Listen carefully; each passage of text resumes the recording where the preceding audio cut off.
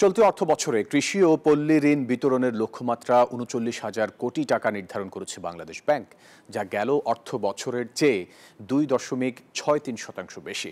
স্বল্প সুদের এই ঋণের ৫৫% শস্য ফসল খাতে, ১৩% মৎস্য ও ২০% প্রাণী সম্পদ খাতে বিতরণ করতে হবে। তবে গভর্নর বললেন, কৃষকের ঋণ অন্যরা নিয়ে যাচ্ছে, ফলে কৃষির হিস্সা কৃষক পাচ্ছে না।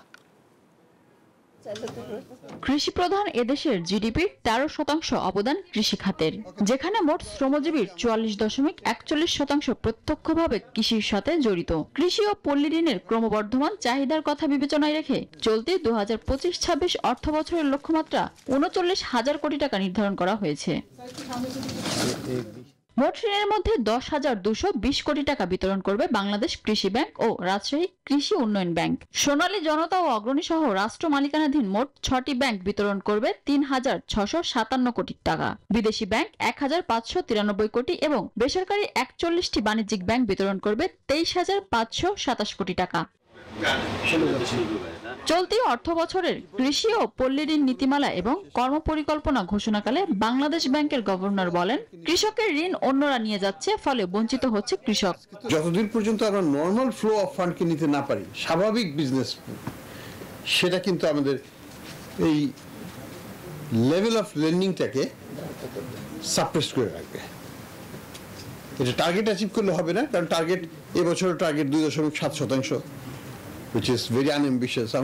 আমার প্রবৃদ্ধি হবে লোনে অন্তত পক্ষে ৬-৮% হতে হবে। ৪% হলে এখানে ২%। আমি আবার পিছিয়ে পড়ছি আরো।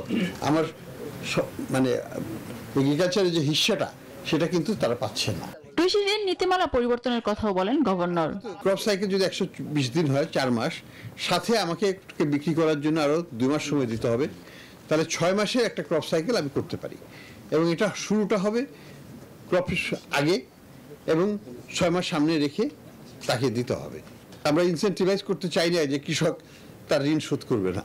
আবার অ্যাট দ্য সেম টাইম কিভাবে করলে পরে সেইটাকে আমরা আমলে নিয়ে একটু স্বস্তির জায়গায় তাদেরকে দিতে পারি, একটা নিয়ে বসতে হবে, ভাবতে হবে। কৃষি ঋণে দালালদের দৌরাত্ম্য রোধ এবং কৃষি ঋণ যেন কৃষি খাতেই ব্যবহৃত হয় তা নিশ্চিত করতে ব্যাংক কর্মকর্তাদের নির্দেশ দেন গভর্নর। এগ্রিকালচারের যে হিস্সাটা, সেটা কিন্তু। মিনা ফেরদাউস, নিউজ 24, ঢাকা।